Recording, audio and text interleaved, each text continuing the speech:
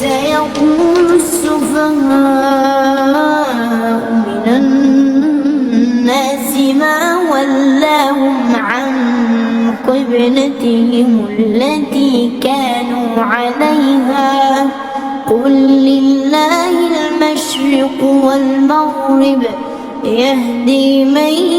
يشاء إلى صراط مستقيم وكذلك جعلناكم أمة وسطا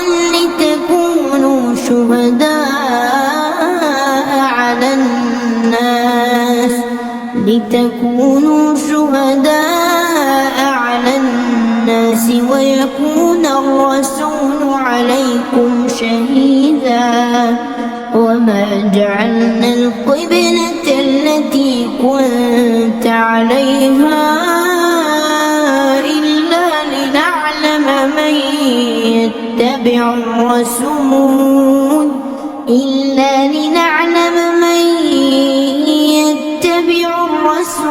ممن ينقلب على عقبيه وإن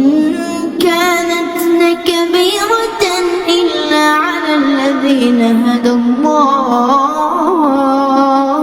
وما كان الله ليضيع إيمانكم إن الله بالناس لرءوف رحيم قد نرى تقلب وجهك في السماء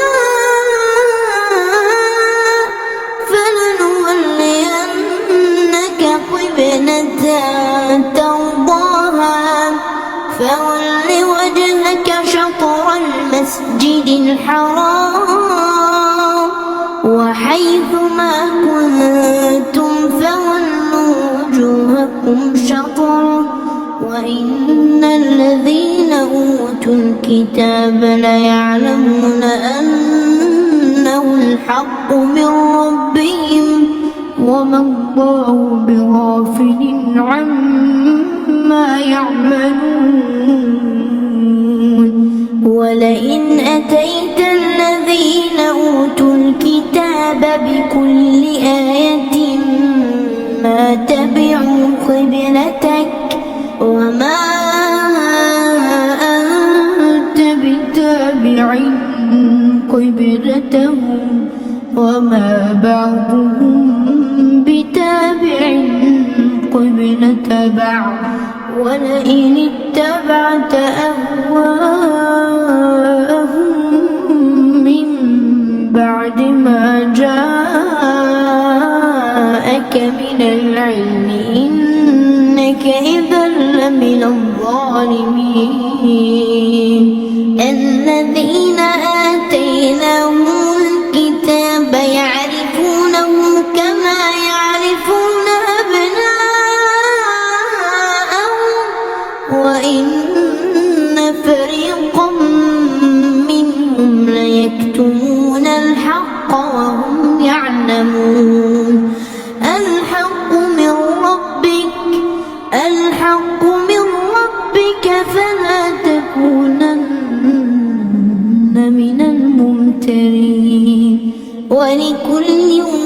وجهة هو موليها فاستبقوا الخيرات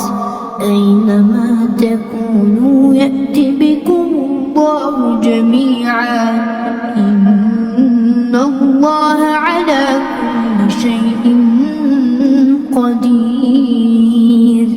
ومن حيث خرجت فول وجهك شطر المسجد الحرام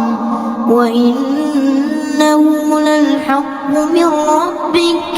وما الله بغافل عما تعملون ومن حيث خرجت فول وجهك شطر المسجد الحرام وحيث ما كنتم فولوا وجوهكم شطره لئلا يكون للناس عليكم حجة إلا الذين ظلموا منهم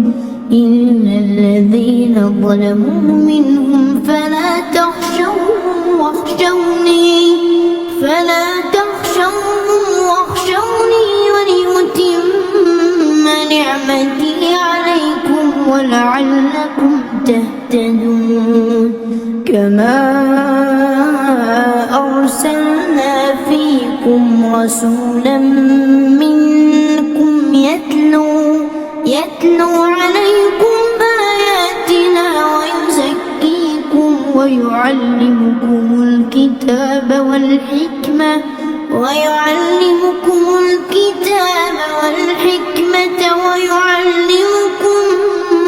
ما لم تكونوا تعلمون فاذكروني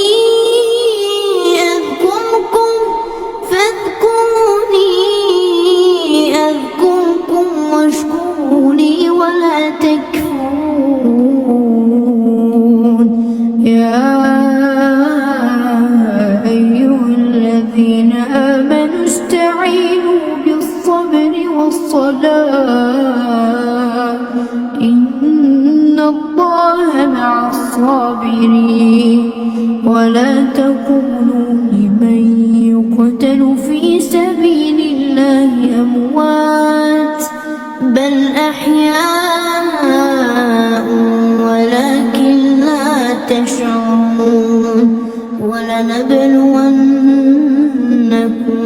بشيء من الخوف والجوع ونقص من الأموال والأنفس والثمرات وبشر الصابرين الذين إذا أصابتهم مصيبة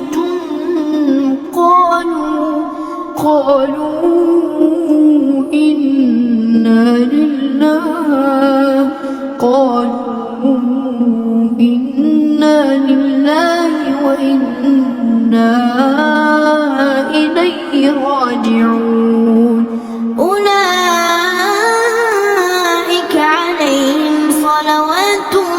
من ربهم ورحمة وأولئك هم المهتدون إن الصفا والمروة من شعائر الله فمن حج البيت أو اعتمر فلا جناح عليه أن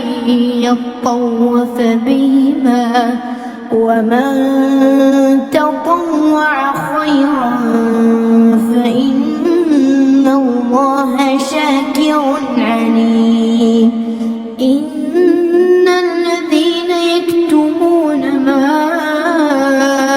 أنزلنا من البينات والهدى من بعد ما بيناه للناس في الكتاب أولئك يلعنهم الله ويلعنهم اللاعنون إلا الذين تابوا وأصلحوا وبينوا فأولئك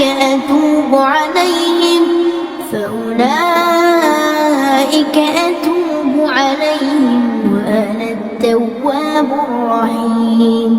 إن الذين كفروا وماتوا وهم كفار أولئك عليهم لعنة الله والملائكة والناس أجمعين خالدين فيها لا يخفف عنهم العذاب ولا هم ينظرون وإلهكم إله واحد لا إله إلا هو الرحمن الرحيم إن في خلق السماوات والأرض واختلاف الليل الليل والنهار واختلاف الليل والنهار والفلك التي تجري في البحر بما ينفع الناس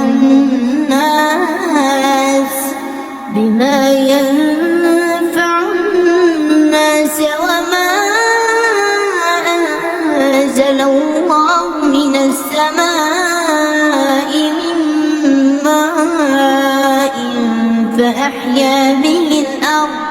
فأحيا به الأرض بعد موتها وبث فيها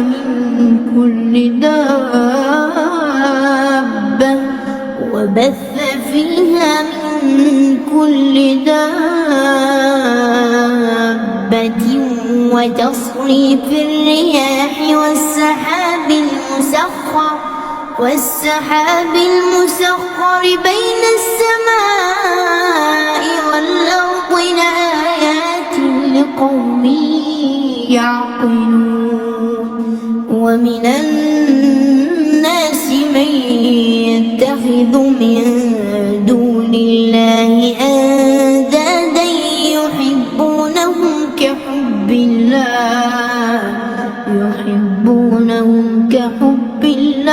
والذين آمنوا أشد حبا لله ولو يرى الذين ظلموا إذ يرون العذاب أن القوة لله جميعا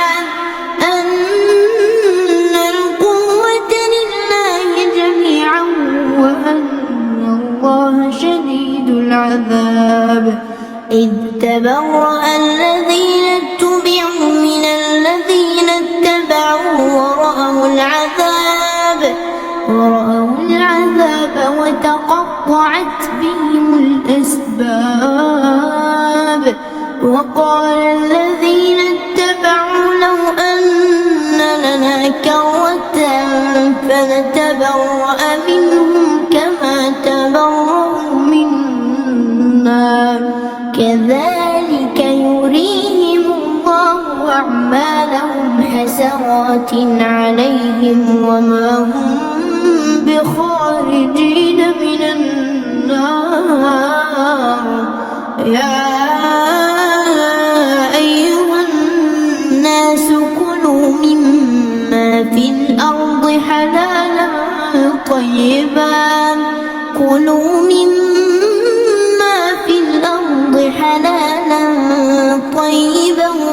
ولا تتبعوا خطوات الشيطان إنه لكم عدو مبين إنما يأمركم بالسوء والفحشاء وأن تقولوا على الله ما لا تعلمون وإذا قيل لهم اتبعوا ما أنزل الله قالوا بل نتبع ما ألفينا عليه آباءنا أولو كان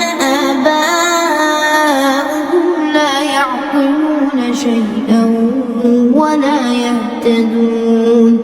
ومثل الذين كفروا كمثل الذي ينعق بما لا يسمع إلا دعاء ونداء صم بكم عمي فهم لا يعقلون يا أيها الذين آمنوا كلوا من طيبات ما رزقناكم واشكروا لله إن كنتم إياه تعبدون إنما حرم عليكم الميتة والدم ولحم الخنزير وما لغير الله وما أهل به لغير الله فمن اضطر غير باغ ولا عاد فلا إثم عليه إن الله غفور رحيم إن الذين يكتمون ما أنزل الله من الكتاب ويشترون به ثمنا قليلا أولئك ما يأكلون في بطونهم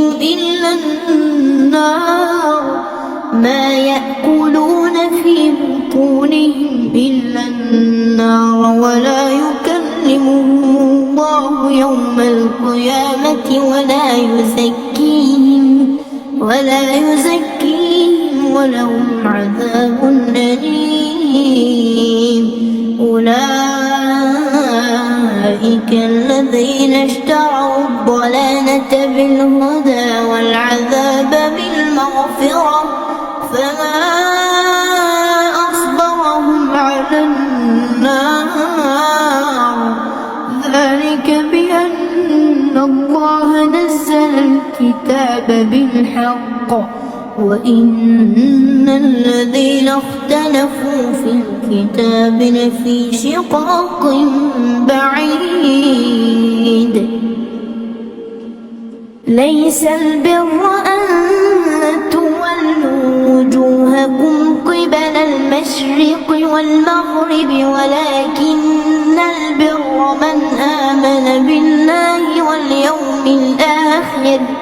من آمن بالله واليوم الآخر والملائكة والكتاب والنبيين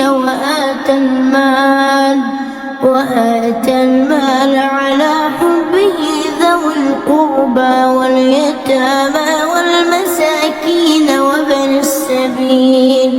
والمساكين وابن السبيل والسائلين وفي الرقاب وأقام الصلاة وآتى الزكاة والموفون بعهدهم إذا عاهدوا والصابرين في البأساء والضراء وحين البأس أولئك الذين صدقوا وأولئك هم المتقون يا أيها الذين آمنوا كتب عليكم القصاص في القتلى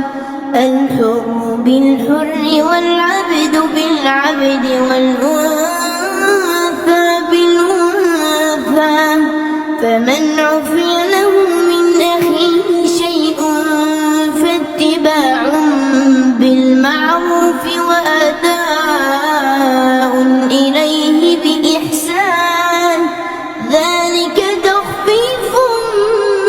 من ربكم ورحمة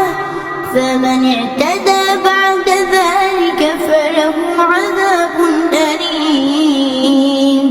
ولكم في القصاص حياة يا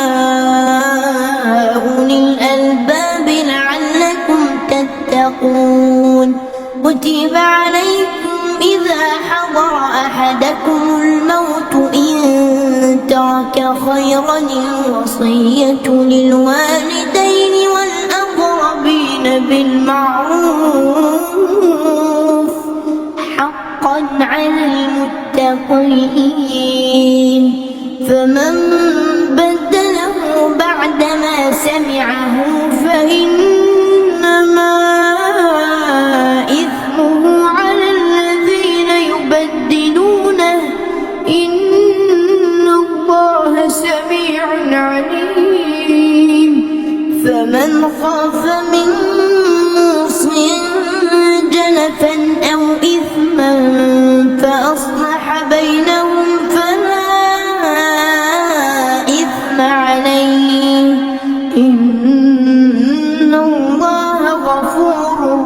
الرحيم يا أيها الذين آمنوا كتب عليكم الصيام كما كتب على الذين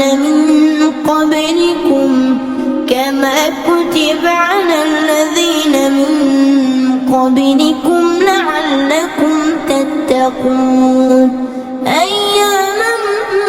معدودات فمن كان منكم مريضا أو على سفر فعدة من أيام أخر وعلى الذين يطيقونه فدية طعام مسكين فمن تطوع خيرا فهو خير له وأن تصوموا خير لكم إن كنتم تعلمون شهر رمضان الذي أنزل فيه القرآن هدى للناس وبينات من الهدى والفرقان فمن شهد منكم الشهر فليصم ومن كان مريضا أو على سفر فعدة من أيام أخر يريد الله بكم اليسر ولا يريد بكم العسر ولتكملوا العدة ولتكبروا الله على ما هداكم ولعلكم تشكرون وإذا سألك عبادي عني فإني قريب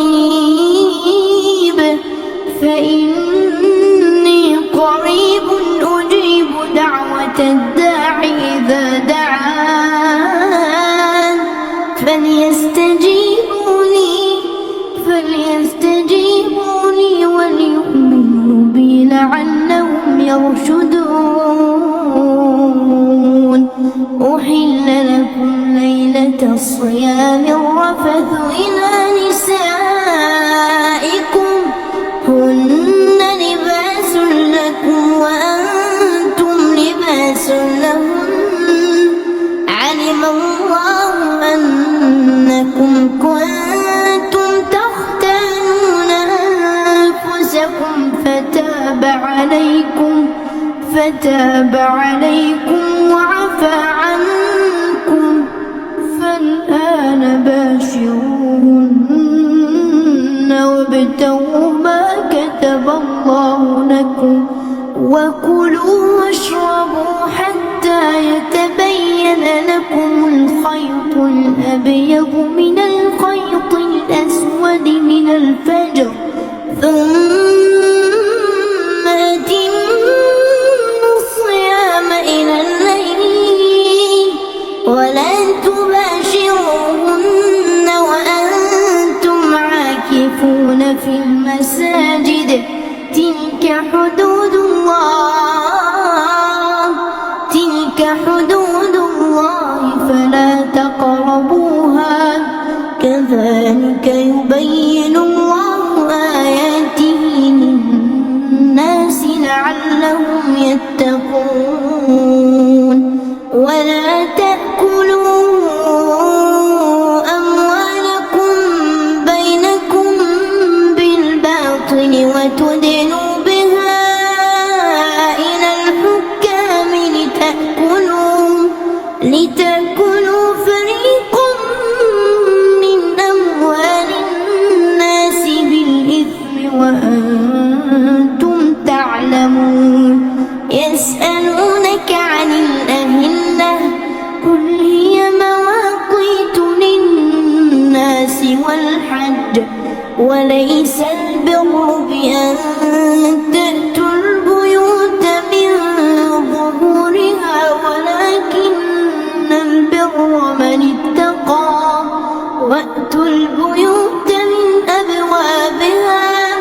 واتقوا الله لعلكم تفلحون وقاتلوا في سبيل الله الذين يقاتلونكم ولا تعتدوا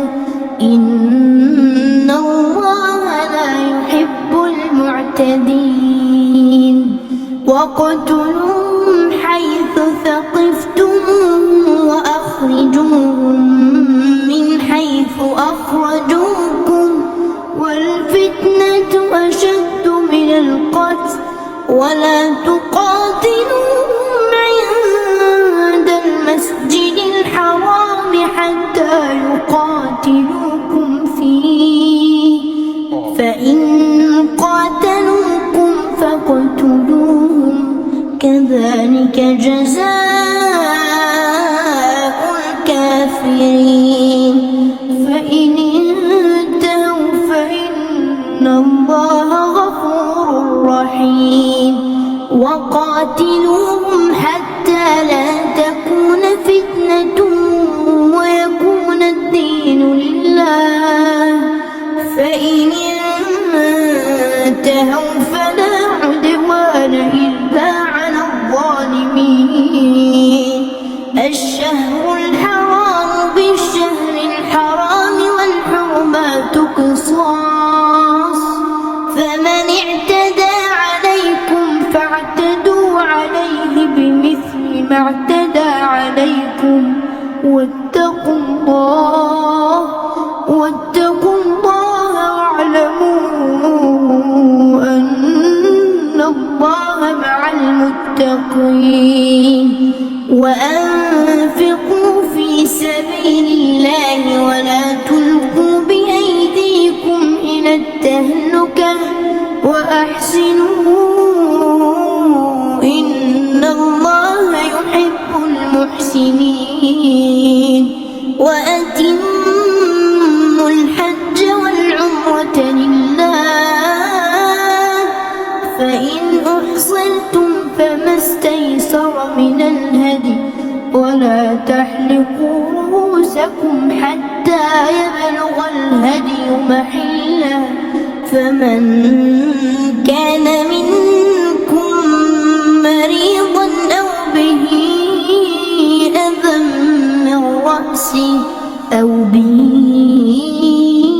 أذى من رأسه ففدية من صيام أو صدقة أو نسك فإذا أمنتم فمن تمتع بالعمرة إلى الحج فما استيسر من الهدي فمن لم يجد فصيام 3 أيام في الحج و7 إذا رجعتم تلك 10 كاملة ذلك لمن لم يكن أهله حاضر المسجد الحرام واتقوا الله واعلموا أن الله شديد العقاب الحج أشهر معلومات فمن فرض فيهن الحج فلا رفث ولا فسوق ولا جدال في الحج وما تفعلوا من خير يعلمه الله وتزودوا فإن خير الزاد التقوى واتقون يا أولي الألباب ليس عليكم جناح أن تبتغوا فضلا من ربكم فإذا أفضتم من عرفات فاذكروا الله عند المشعر الحرام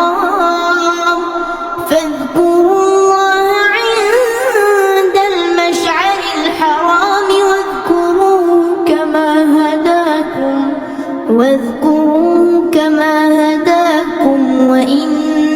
كنتم من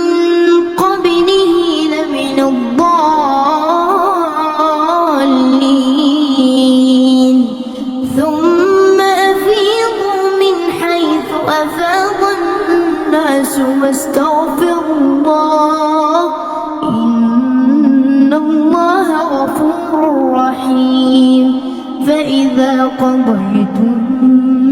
مناسككم فاذكروا الله كذكركم آباءكم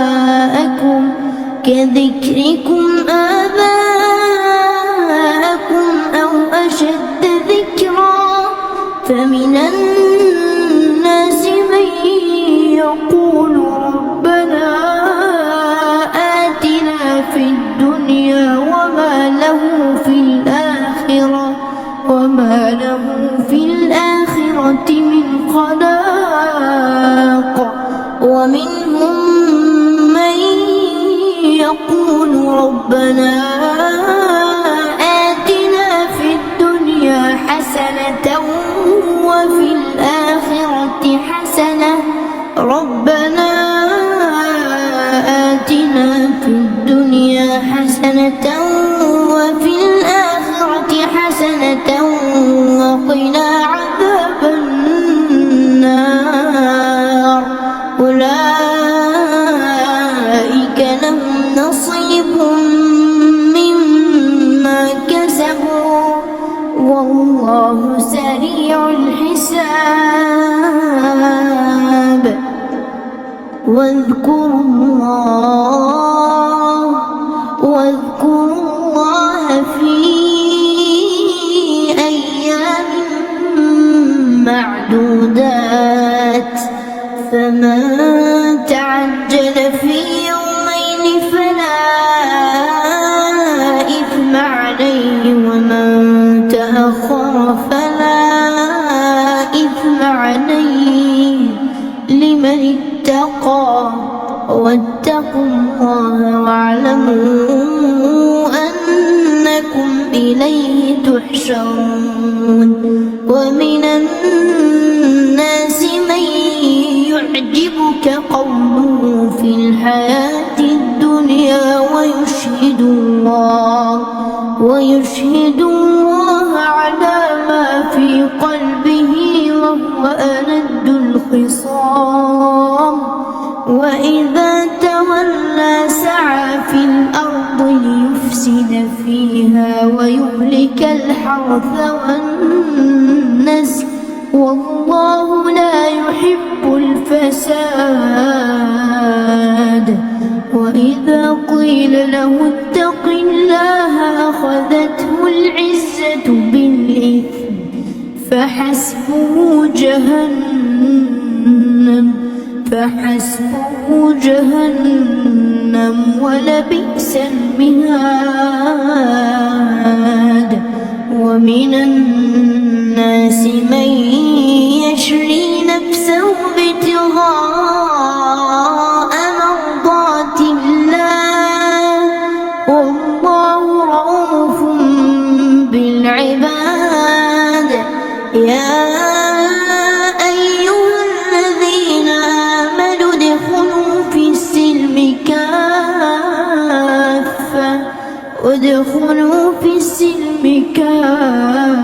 كافة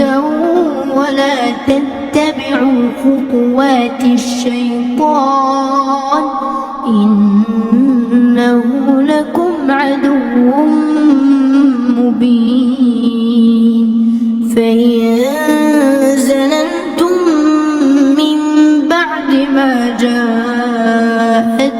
البينات فاعلموا أن الله عزيز حكيم هل ينظرون إلا أن يأتيهم الله في ظلل من الغمام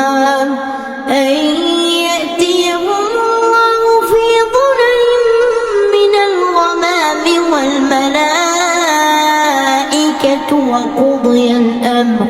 وإلى الله ترجع الأمور سل بني إسرائيل كم آتيناهم من آية بينة ومن يبدل نعمة الله من بعد ما جاءته فإن الله شديد العقاب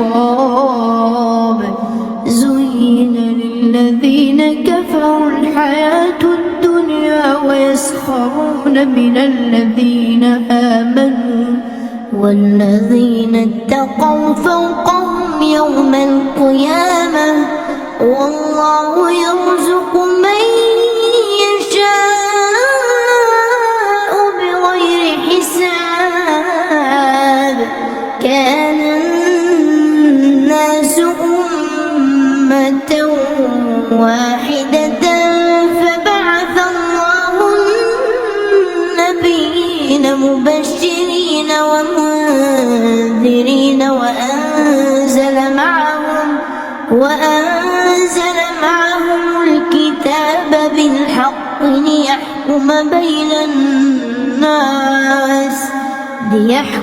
بين الناس فيما اختلفوا فيه وما اختلف فيه إلا الذين أوتوه من بعد ما جاءتهم البينات بغيا بينهم فهدى الله الذين آمنوا لما اختلفوا فيه من الحق بإذنه والله يهدي من يشاء إلى صراط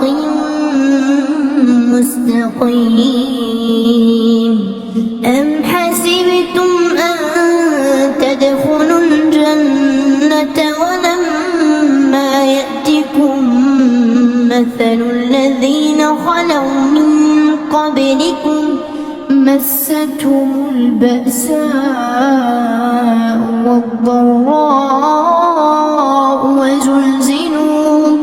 وزلزلوا حتى يقول الرسول والذين آمنوا معه متى نصر الله ألا إن نصر الله قريب. يسألونك ماذا ينفقون قل ما أنفقتم من خير فللوالدين والأقربين واليتامى والمساكين وابن السبيل وما تفعلوا من خير فإن الله به عليم. كتب عليكم القتال وهو كره لكم وعسى أن تكرهوا شيئا وهو خير لكم وعسى أن تحبوا شيئا وهو شر لكم والله يعلم وأنتم لا تعلمون. يسألونك عن الشهر الحرام قتال فيه قل قتال فيه كبير وصد عن سبيل الله وكفر به والمسجد الحرام وإخراج أهله منه أكبر عند الله والفتنة أكبر من القتل ولا يزالون يقاتلونكم حتى يردوكم عن دينكم إن استطاعوا ومن يرتد منكم عن دينه فيمت وهو كافر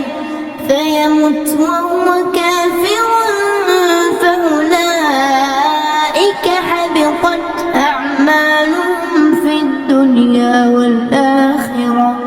وأولئك أصحاب النار هم فيها خالدون. إن الذين آمنوا والذين هاجروا وجاهدوا في سبيل الله أولئك يرجون رحمة الله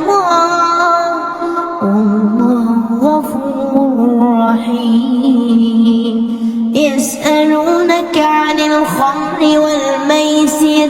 قل فيهما إثم كبير ومنافع للناس وإثمهما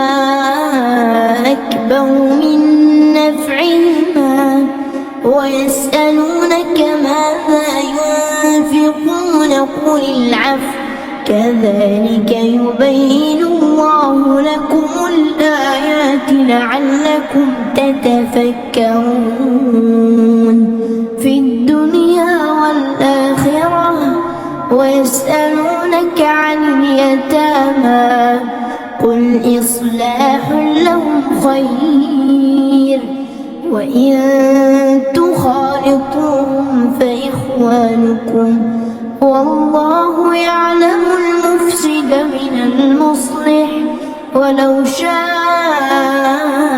الله لأعنتكم إن الله عزيز حكيم ولا تنكحوا المشركات حتى يؤمنوا ولأمة مؤمنة خير من مشركة ولو أعجبتكم ولا تنكحوا المشركين حتى يؤمنوا ولعبد مؤمن خير من مشرك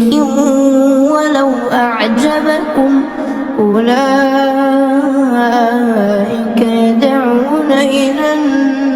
النار والله يدعو إلى الجنة والمغفرة بإذنه ويبين آياته للناس لعلهم يتذكرون ويسألونك عن المحيض قل هو أذى فاعتزلوا النساء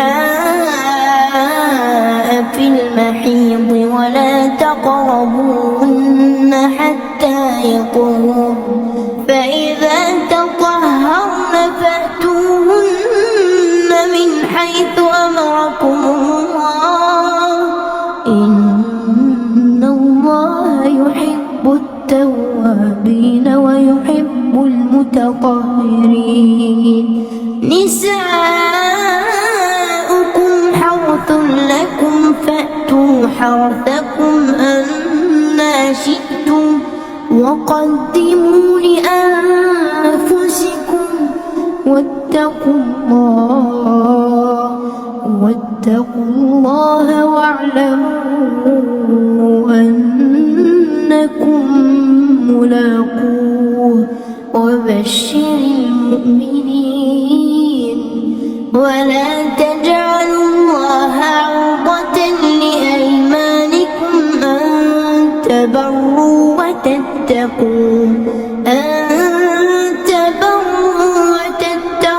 وتصلحوا بين الناس والله سميع عليم لا يؤاخذكم الله باللغو في أيمانكم ولكن يؤاخذكم بما كسبت قلوبكم والله غفور حليم للذين يؤلون من نسائهم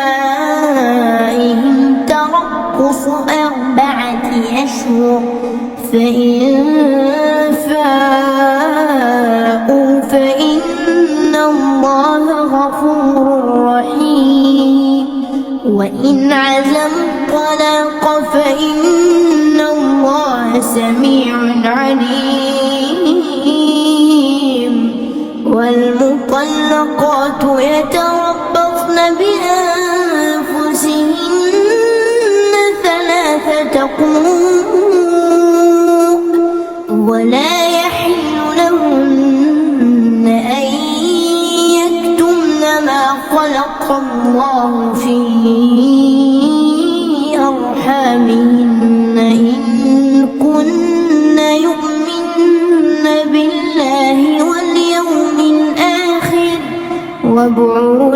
وبعولتهن أحق بردهن في ذلك إن أرادوا إصلاحا ولهن مثل الذي عليهن بالمعروف وللرجال عليهن درجة والله عزيز حكيم. الطلاق مرتان فإمساك بمعروف أو تسريح بإحسان ولا يحل لكم أن تأخذوا مما آتيتموهن شيئا إلا أن يخافا ألا يقيما حدود الله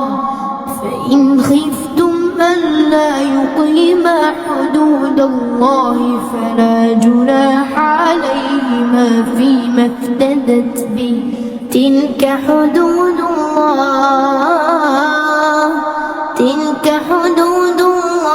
فلا تعتدوها ومن يتعد حدود الله فأولئك هم الظالمون.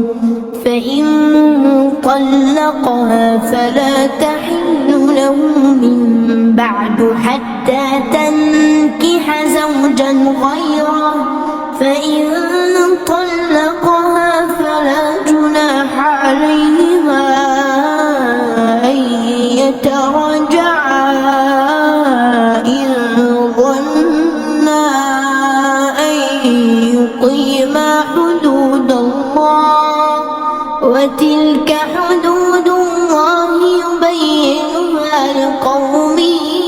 يعلمون. وإذا طلقتم النساء فبلغن أجلهن فأمسكوهن بمعروف أو سرحوهن بمعروف ولا تمسكوهن ضرارا لتعتدوا ومن يفعل ذلك فقد ظلم نفسه. ولا تتخذوا آيات الله هزوا واذكروا نعمة الله عليكم وما أنزل عليكم من الكتاب والحكمة يعظكم به واتقوا الله واعلموا أن الله بكل شيء عليم. وإذا طلقتم النساء فبلغن أجلهن فلا تعضلوهن أن ينكحن أزواجهن إذا تراضوا بينهم بالمعروف ذلك يوعظ به من كان منكم يؤمن بالله واليوم الآخر ذلكم أزكى لكم وأطهر والله يعلم وأنتم لا تعلمون. والوالدات يرضعن أولادهن حولين كاملين لمن أراد أن يتم الرضاعة وعلى المولود له رزقهن وكسوتهن بالمعروف لا تكلف نفس إلا وسعها لا تضار والدة بولدها ولا مولود له بولده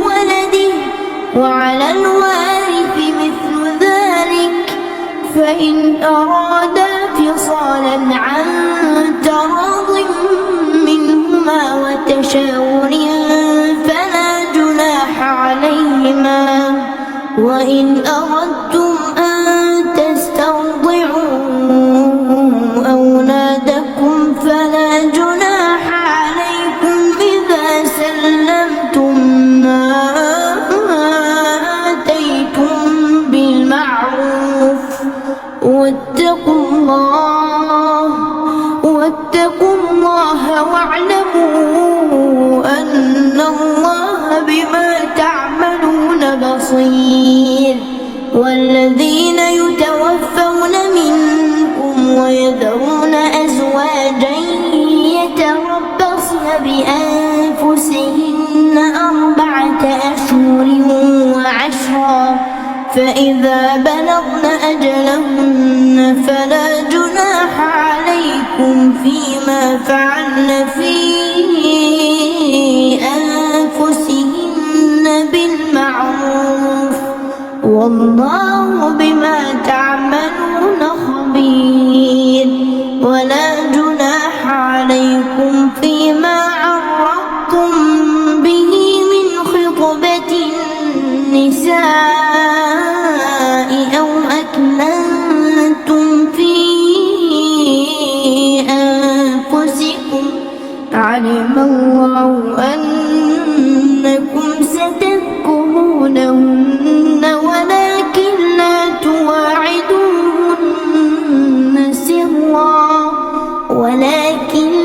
تواعدوهن سرا إلا أن تقولوا قولا معروفا ولا تعزموا عقدة النكاح حتى يبلغ الكتاب أجله واعلموا أن الله يعلم ما في أنفسكم فاحذروه واعلموا أن الله غفور حليم. لا جناح عليكم إن طلقتم النساء ما لم تمسوهن أو تفرضوا لهن فريضة ومتعوهن على الموسع قدره وعلى المقتر قدره متاعا بالمعروف حقا على المحسنين. وإن طلقتموهن من قبل أن تمسوهن وقد فرضتم لهن فريضة فنصف ما فرضتم إلا أن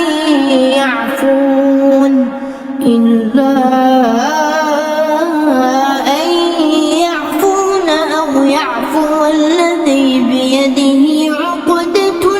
النكاح وأن تعفوا أقرب للتقوى ولا تنسوا الفضل بينكم إن الله بما تعملون بصير. حافظوا على الصلوات والصلاة الوسطى وقوموا لله قانتين. فإن خفتم فرجالا أو ركبانا فإذا أمنتم فاذكروا الله كما علمكم ما لم تكونوا تعلمون. والذين يتوفون منكم ويذرون أزواجا وصية لأزواجهم متاعا إلى الحول غير إخراج فإن خرجن فلا جناح عليكم فيما فعلن في أنفسهن من بالمعروف والله عزيز حكيم وللمطلقات متاع بالمعروف حقا على المتقين كذلك يبين الله لكم آياته لعلكم تعقلون ألم تر إلى الذين خرجوا من ديارهم وهم ألوف حذر الموت فقال لهم الله موتوا ثم أحياهم إن الله لذو فضل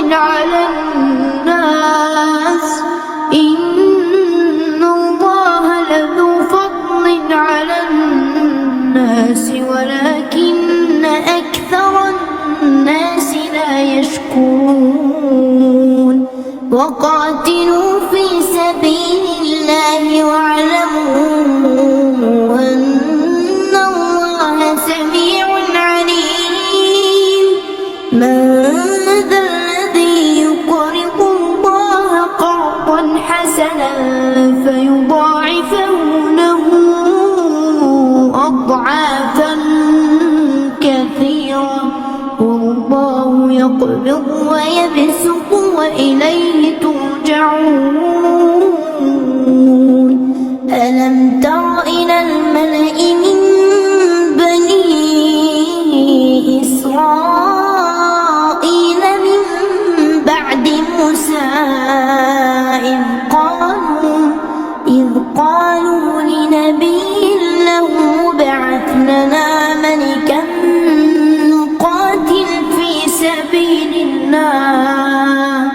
قال هل عسيتم إن كتب عليكم القتال ألا تقاتلوا قالوا وما لنا ألا نقاتل في سبيل الله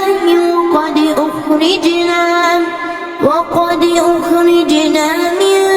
ديارنا وأبنائنا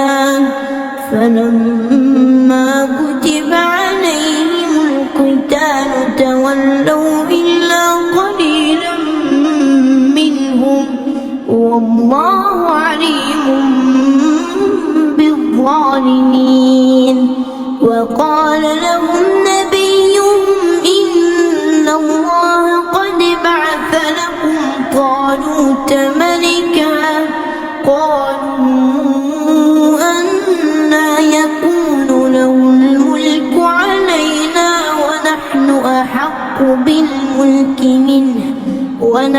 أحق بالملك منه ولم يؤت سعة من المال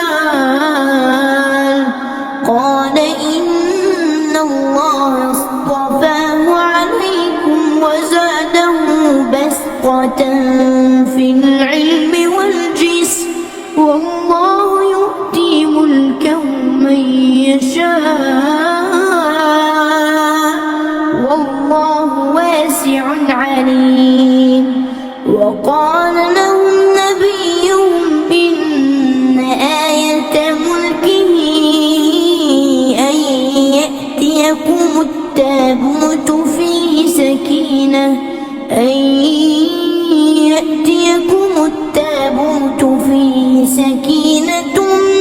من ربكم وبقية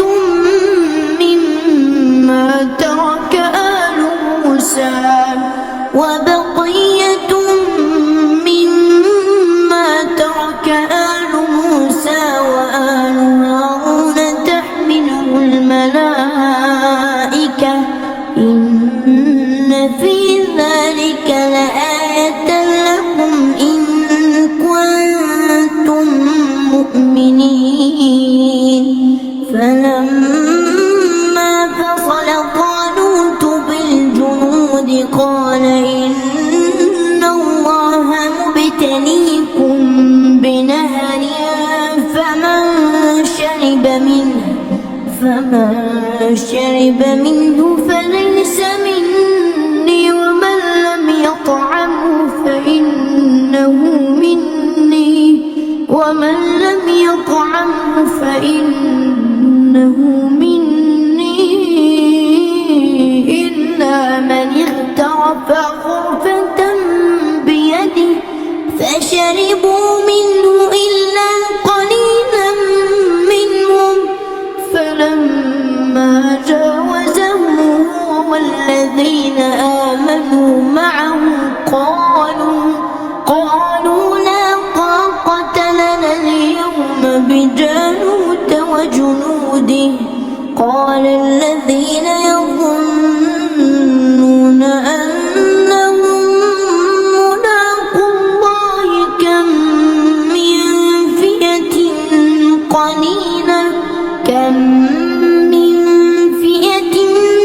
قليلة غلبت فئة كثيرة بإذن الله والله مع الصابرين ولما برزوا لجالوت وجنوده قالوا ربنا أفرغ علينا صبرا وثبت أقدامنا وانصرنا على القوم الكافرين فهزموهم بإذن الله وقتل داود جالوت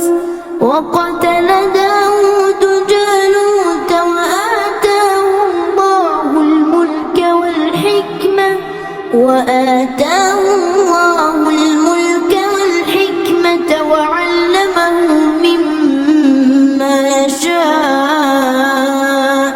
ولولا دفع الله الناس بعضهم ببعض لفسدت الأرض ولكن الله ذو فضل على العالمين تلك آيات الله نتلوها عليك بالحق وإنك لمن المرسلين.